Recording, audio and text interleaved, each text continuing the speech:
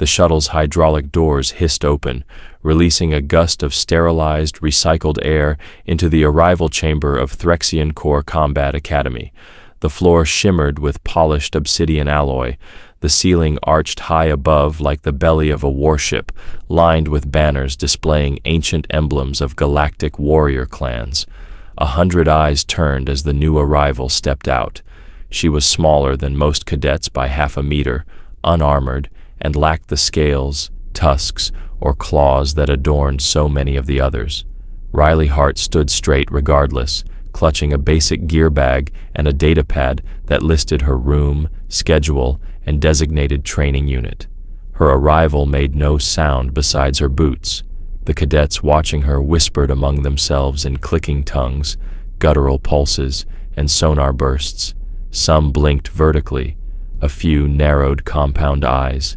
One cadet, a hulking silicate being with crystalline limbs, leaned toward another and emitted a scraping laugh like stone grinding against stone. Riley didn't respond. She knew she wasn't wanted here. That had been clear from the moment the Academy accepted her application. Threxian Corps was not a place humans were meant to survive, let alone thrive. The Academy was located on a planetoid orbiting the dead star Sithal. The gravity was twice Earth standard. The atmosphere was breathable but dry, with pressure fluctuations that made the lungs of weaker species collapse without medical support. The instructors here didn't train soldiers, they forged weapons, and those weapons weren't meant to care about fairness, comfort, or inclusion. Riley knew that. She had volunteered anyway.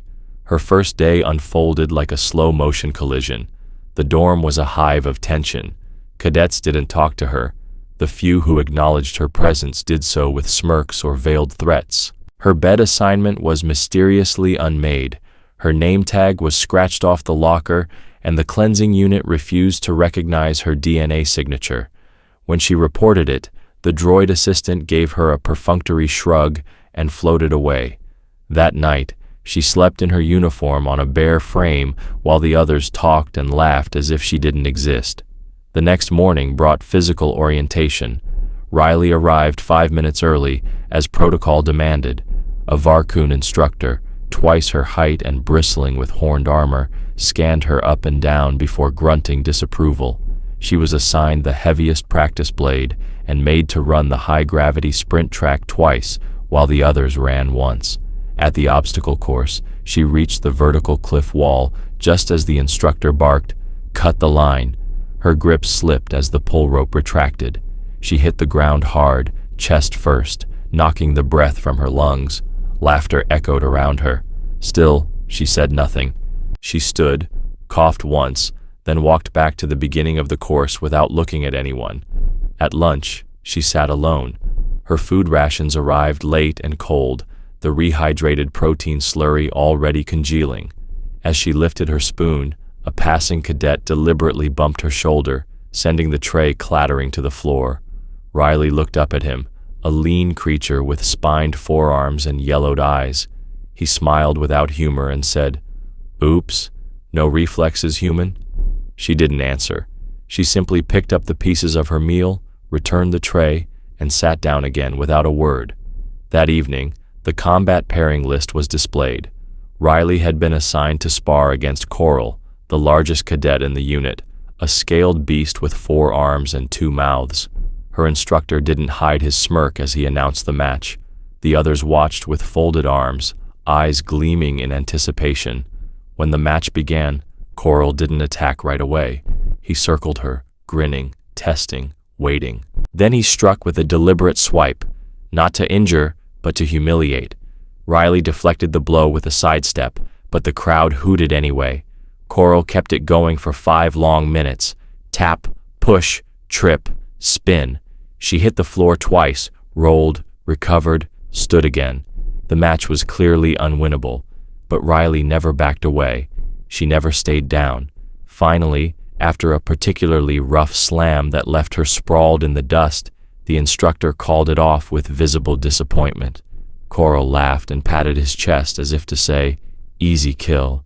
Later that night, when Riley returned to the dorm, her locker had been forced open. Her backup rations were gone. A foul-smelling liquid had been poured into her boots. Her mattress was missing. She sat down on the cold metal slab and stared at the wall. The whispers resumed behind her in alien dialects and predator growls. One voice, female and sharp like snapped bone, said, "She'll crack soon. She has to." Then the slot opens again. But Riley didn't crack. She didn't scream or fight or cry. She didn't report it. She didn't appeal to fairness. She did what she always did. She endured. She repaired what she could. She cleaned her boots. She stitched her torn uniform with thread she'd hidden in her datapad case. Then she sat down and reviewed tomorrow's schedule, marking likely ambush points during combat rotation. Her eyes were steady. Her lips never moved. But in her mind, she began to take notes, not just about tactics or drills, but about patterns. Who laughed the loudest, who watched but didn't act, who led the aggression, and who followed it. By the end of her first week, Riley Hart had bled twice, fallen 9 times, been denied meals on 3 occasions, and spent each night curled in a corner of a freezing dorm. She said nothing. She showed no anger, but a silent ledger grew behind her eyes, one she intended to balance. She was not here to make friends. She was not here to ask for respect. She was here to pass.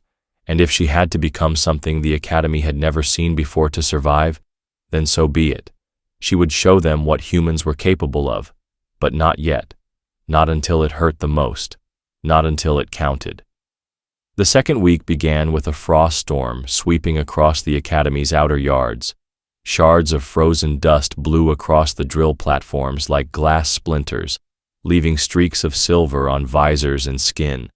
For the alien cadets bred for tundra warfare, it was invigorating. For Riley, it was just another environmental pressure to adapt to. She wrapped her regulation gear tighter and stepped out with the others for morning formation. No one stood near her. Each unit was inspected. Riley's boots, still faintly stained from the unknown liquid poured inside them days before, drew a frown from the quartermaster droid.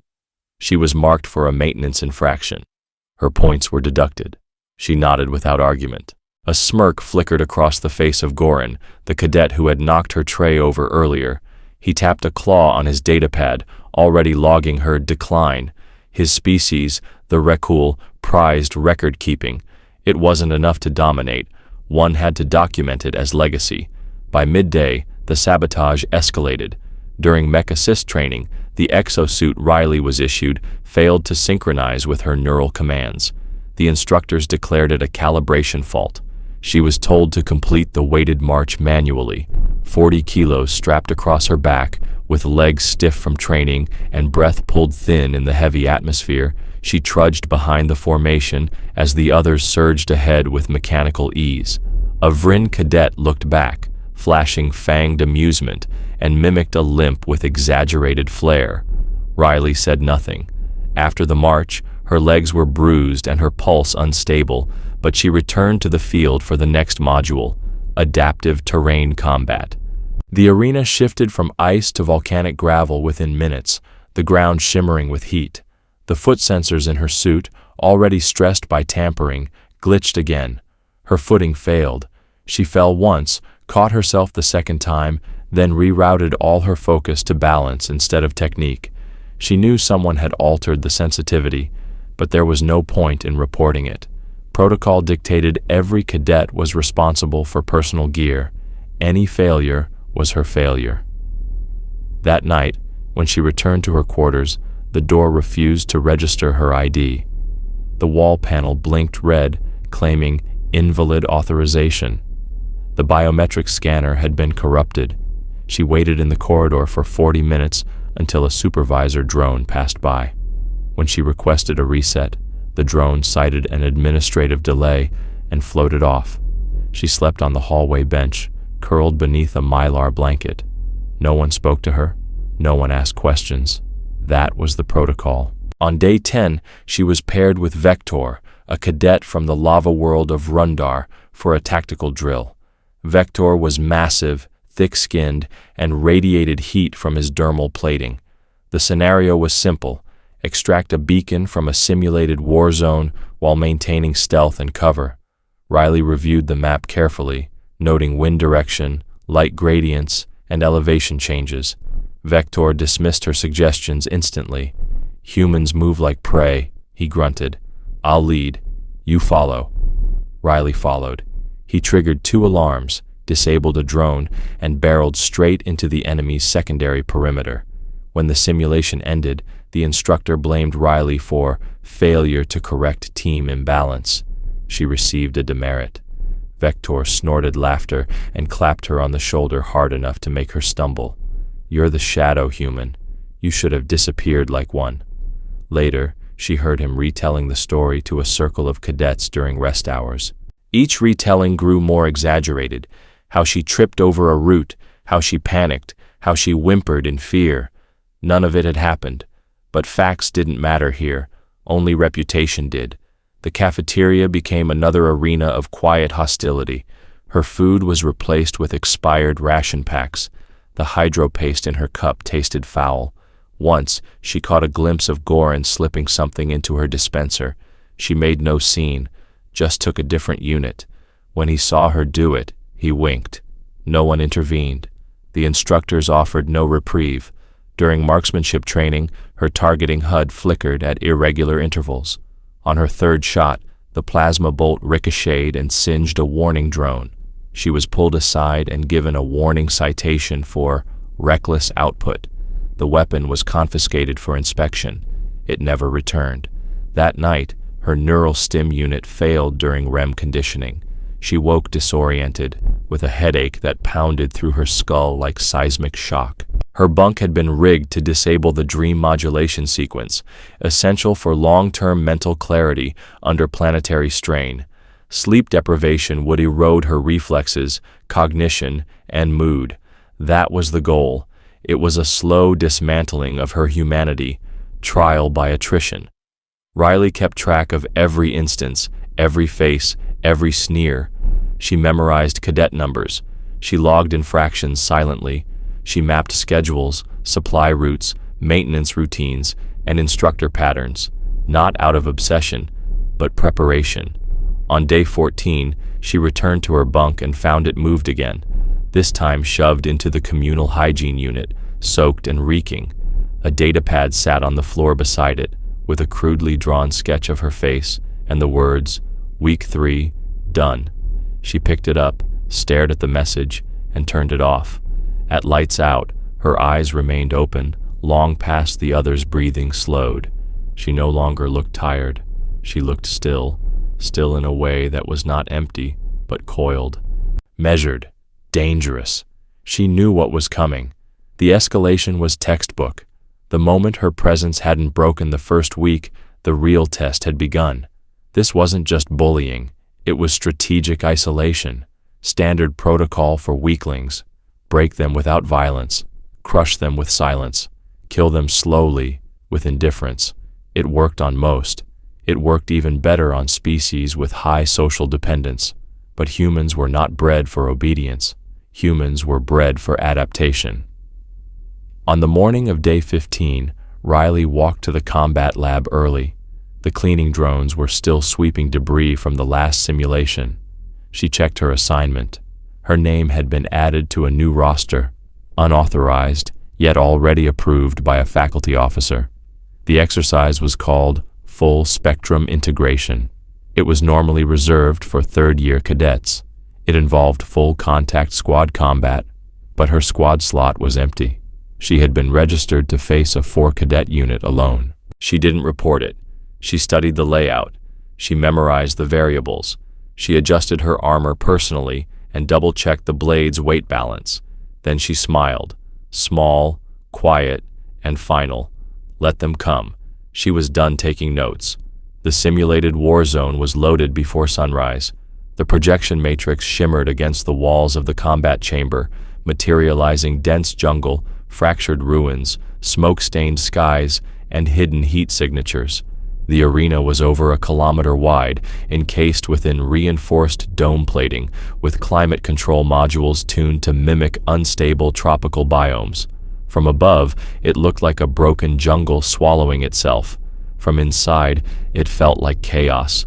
Riley stood alone at the southern perimeter, checking her weapons.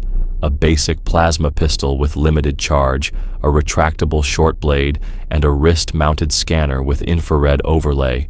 Her armor was regulation, worn but functional. Her helmet remained clipped to her belt. She didn't need it yet. Her eyes scanned the tree line without moving her head. Opposite her, on the far northern ridge, stood Unit Theta 4, 4 elite cadets from different sectors of the galaxy, all with confirmed high-threat combat ratings. Coral, the scaled four-armed brute. Vector, the lava-skinned charger. Goran, the manipulator with claws and silence.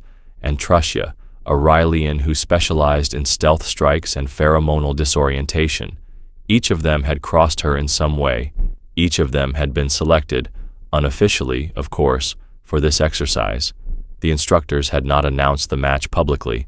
The mission parameters were buried beneath false logs. There was no broadcast, no oversight, no drone feed visible in the control bay. Only one camera monitored the event, tucked behind the canopy at Grid 7E. Riley had discovered it the day before, during a scheduled cleaning cycle. She had adjusted its angle just slightly, then rigged a secondary uplink to her own wrist feed. This wasn't a training drill, it was an ambush. But it wasn't hers. It belonged to them. The signal flare burst silently at Grid Center, marking the start. 4 versus 1. Standard rules. Retrieve the core fragment placed at the ruin's heart. Return to your base. Eliminate resistance. No lethal force authorized. That last part would be ignored. She moved first, silently, calmly, bypassing the obvious paths. While the others would storm the relic head-on, she shifted low, weaving beneath vines and collapsed pillars. Her scanner pulsed once, heat signature to the east. Coral, loud as always. She didn't approach him. She angled away. At the fractured well near Grid 4C, she spotted her first trap, a net rigged to pulse with electric current, disguised beneath moss. Too obvious. A decoy. She moved past it, marking the trigger point. She left a fragment of her ration wrap behind, making it look like she stumbled. Then she activated her silent tracker. Coral followed that trail 15 minutes later. He never reached the well. At Grid 6D, the terrain narrowed into a bottleneck. She paused, knelt behind a fallen stone wall, and disassembled her plasma pistol. From inside the grip, she extracted a micro-surge chip she had soldered the night before. She placed it inside a branch-mounted drone node, priming it with a proximity delay. Then she relocated. When Goran reached that corridor, his claws brushed the leaves, just enough to activate the surge. The blast didn't injure him. It only disrupted his HUD and disabled his cloaking belt for 60 seconds. It was more than enough. She struck from behind, blade drawn. One clean sweep across the back joint of his harness, just enough to drop him. She pressed the blade to his neck, tagged him, and whispered into his ear, "You're lucky this isn't real." She left him there, disarmed and stunned. Trusha came next. She had looped through the lower swamp channels, using chemical scent trails to confuse standard tracking. But Riley had anticipated that. The jungle had native fauna, small, aggressive insects with hypersensitive receptors. Riley had captured one the night before, encased it in a sealed vial with slits, and planted it near the relic zone. When Trusha approached, the pheromones in her gear attracted the swarm instantly. The shriek that followed wasn't loud, but it was enough. Trusha swatted madly at her arms, temporarily abandoning cover. Riley emerged from the mist, grabbed the Rylan's shoulder, and disabled her suit vent with a twist. The strike was surgical, fast, quiet, efficient. "Sit this one out," Riley muttered. Only Vector remained. She found him near the ruins, smashing through walls instead of walking around them. He had no subtlety, no finesse, just brute force. His heat radiated across the stone. Riley watched him from above, crouched on a broken beam. She calculated trajectory, weight, distance. Then she dropped a stun pellet from her pouch. It exploded in a flare of light and concussion force. She landed beside him before the echo faded. His hand reached for her neck, but she pivoted low, sweeping his legs and driving her elbow into his chest plate. It cracked. He stumbled, roared, charged blindly. She stepped aside and kicked the back of his knee with everything she had. He dropped hard. She pressed her blade to the side of his faceplate. "Tell your friends," she said, her voice steady. "I warned you once." Then she walked to the relic, retrieved it, and marched alone across the field to the extraction point. Her pace never changed. Her eyes never flicked back. When she reached the southern gate, the simulation shut down. Silence. Then static buzzed through her wrist feed. The command center was watching after all. The dome's lights flickered back to neutral. The foliage dissolved. The illusion peeled away. Riley stood at the center, illuminated by harsh white light, sweat streaking her face. Her blade was still gripped in her right hand. Commander Solvex entered the chamber. His long robe swept the floor behind him. He looked first at the remains of the ambush team, still stunned, still grounded, then at Riley. His 4 eyes blinked once, each on a separate delay. "No rule was technically broken," he said, voice cold and unreadable. "I know," she answered. Solvex stepped closer. "I will need a full report," he said, "including your modifications." She nodded. "It's already in your system. I uploaded it 5 minutes ago." He didn't reply. He simply stared. Then, after a long pause, he turned to the control officer. "Add Cadet Hart to the interdisciplinary command trials, effective immediately." The officer hesitated. "But sir, she's—" "I said effective immediately." Riley stood in silence as the others were escorted out, each by drone, each avoiding her gaze. Her breath was calm. Her posture was still. The dome doors opened, and the next training group filed in. She walked out between them like a ghost, untouched, and the whispers began to shift. Not the human, not the weakling. Now they called her something else, something colder, something sharper, something that had learned to turn silence into a weapon. The announcement came with no ceremony. It simply appeared on the central feed at Oro 600 hours. Cadet Riley Hart, reassigned to Interdisciplinary Command Trials, Group Delta, immediate report to Sector 9 Combat Ring. No cadet from a non-dominant species had been fast-tracked into that program in the Academy's history. The command trials were reserved for those with strategic promise, usually after 2 full cycles of physical evaluation. Riley had barely completed her second week. She walked into the Sector 9 ring with the same quiet resolve she always carried.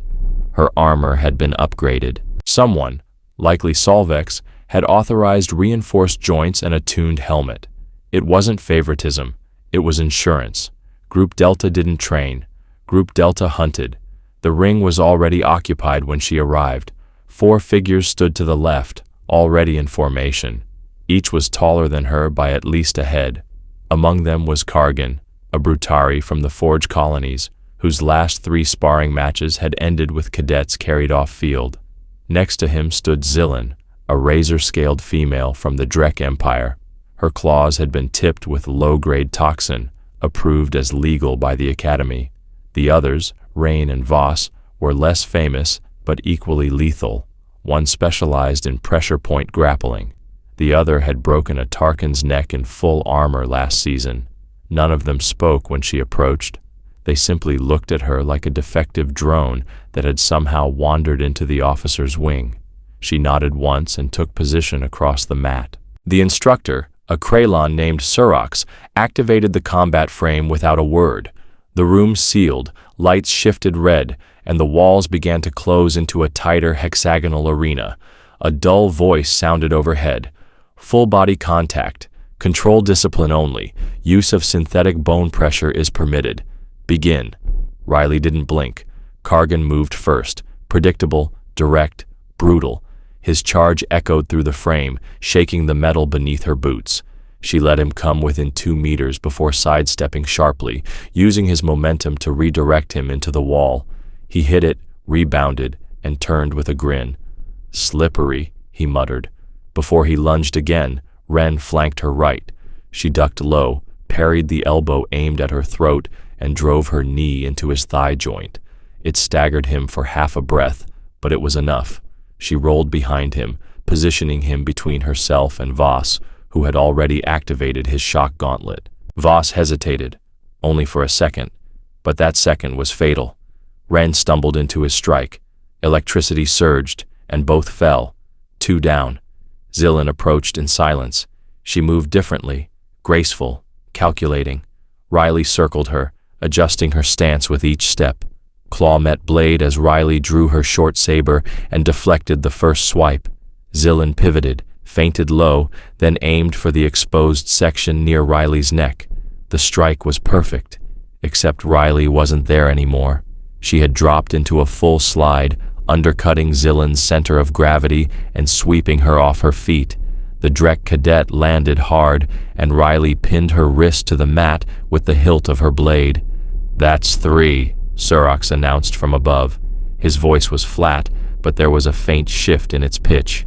Interest. Only Kargan remained. He had backed off, circling, his previous grin replaced with a low snarl. He raised his fists and spoke the words no one else dared. "This isn't how humans are supposed to fight." Riley stood and lowered her blade. "You're right," she said quietly. "You've been fighting my silence. You never considered what would happen if I fought back." He charged again, but it wasn't like before. It was desperate now, driven not by confidence, but by humiliation. He wanted to crush her because she had made him look slow. She didn't meet his charge head on. She let him come, and then she let go. She sidestepped and struck with the back of her elbow, hitting the pressure node under his arm. As his upper body recoiled, she pivoted and slammed her boot into his knee. The joint cracked. He roared but stayed upright. She didn't stop. She moved with precision, striking again. Ribs, throat, wrist, ankle. Each hit targeted a weakness. Each movement was rehearsed 100 times in silent corners of the academy where no one watched. Kargan collapsed with a groan. His hand twitched once. Riley stepped back. Surrox ended the drill. The room fell into complete stillness. "Recalibrating ranking table," the instructor said, as a blue hologram flickered above them, showing names, scores, and tactical ratings. Riley's name rose like a glitch in the system, jumping 16 ranks in a blink. She waited for dismissal, but Surrox wasn't finished.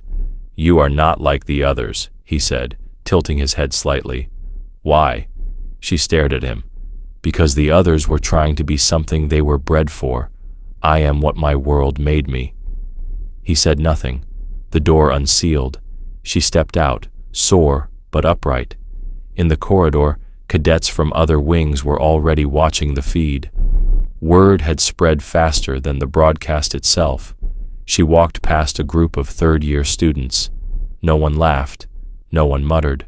A few stepped out of her way. By the end of that week, the Academy's command roster had been adjusted twice. By the end of that month, her former bullies were reassigned. Not one of them spoke of what happened, because what happened was recorded, dissected, analyzed, and added to the instructor's handbook under a new classification. Heart Protocol, Death Worlder Rage Threshold, do not provoke without oversight. The Academy didn't apologize, it simply adapted, and in the dorms, when cadets whispered her name, it was no longer with amusement or scorn, it was with caution, and just beneath that, respect. The morning after the combat trial, the Academy's corridors felt different.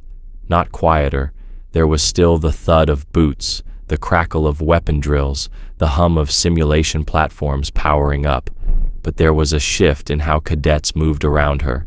When Riley entered a space, conversations paused mid-word.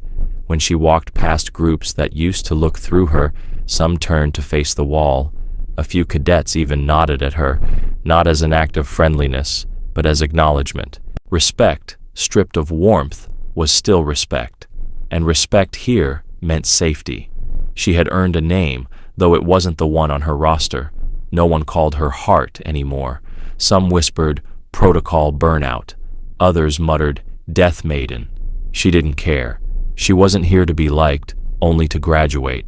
After breakfast, a private summons arrived. No explanation, just coordinates and a time. Sector 11, upper floor, Commander Solvex's level. She climbed the grav riser alone, passing through security gates that scanned her bones, blood, and breathing pattern. The last checkpoint verified her combat footage before opening the doors. She stepped into a chamber unlike any other in the Academy, circular, with crystal panels displaying real-time feeds of other military academies across the Threxian system. Solvex stood in the center, hands clasped behind his back, watching her approach with 4 unmoving eyes. "You have disrupted more than the combat rankings," he said without turning.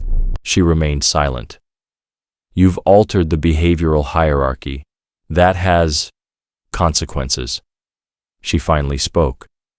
"Consequences for who?" "For those who assumed humans couldn't handle this level of pressure," he answered, rotating slowly to face her. "For those who believed endurance and silence were signs of submission. For those who counted on your failure to reinforce their superiority." She didn't blink. He gestured to the feed screens. One of them showed her footage, her takedowns, her evasion, her strategy. Paused, replayed, zoomed. Another showed an emergency council meeting among instructors. One was arguing that her advancement set a precedent. Another demanded new regulations to limit Death Worlder placements. Solvex deactivated the screens. "You were supposed to fold. You didn't. Now the board wants options. Remove you quietly. Fail you through technicality. Or change the system." "What do you want?" she asked. "I want results," he replied. "And you have given me leverage. I intend to use it." He handed her a new datapad, black, unmarked, heavier than standard issue. She scanned the contents.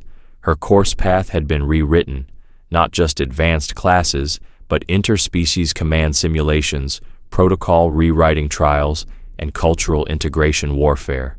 She had been elevated far beyond a cadet. "You want me to test your reform," she said flatly. "I want you to survive it," he corrected. "The others are watching now, not just here.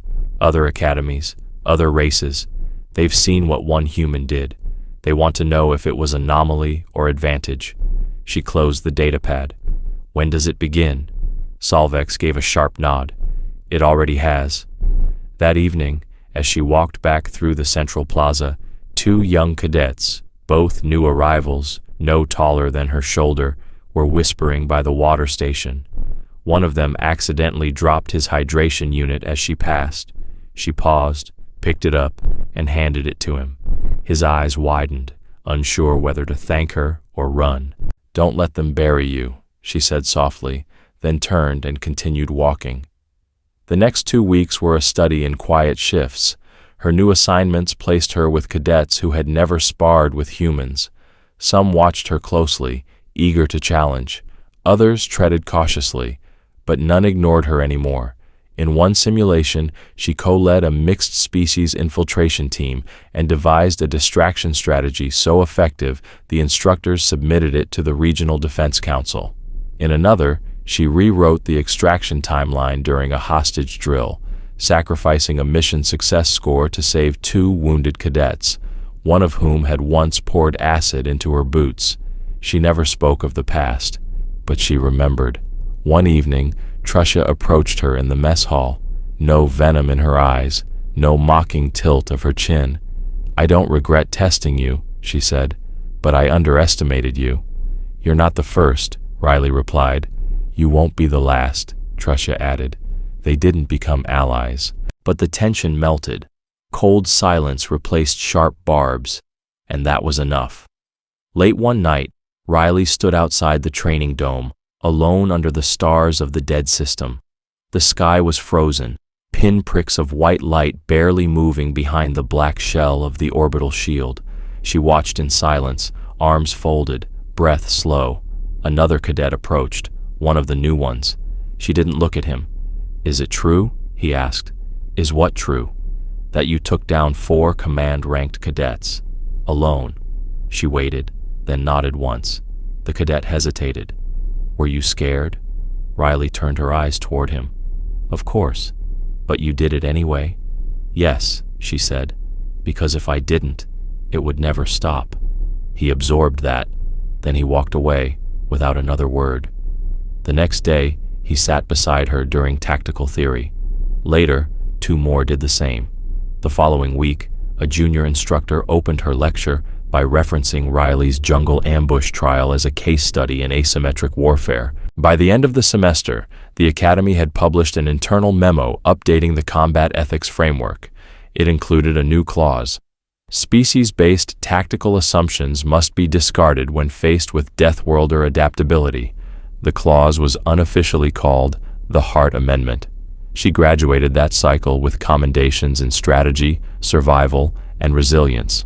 Her final evaluation file carried an attached note, handwritten, a rarity, signed by Solvex himself. Endurance is not silence, and silence is not surrender. Your war was invisible. You won it anyway. She didn't celebrate. She didn't smile. But the next time she passed through the Academy entrance, someone had quietly placed her name on the wall of trial survivors, etched in steel, like the others. Only hers didn't list a homeworld, just one word, human, and that was enough.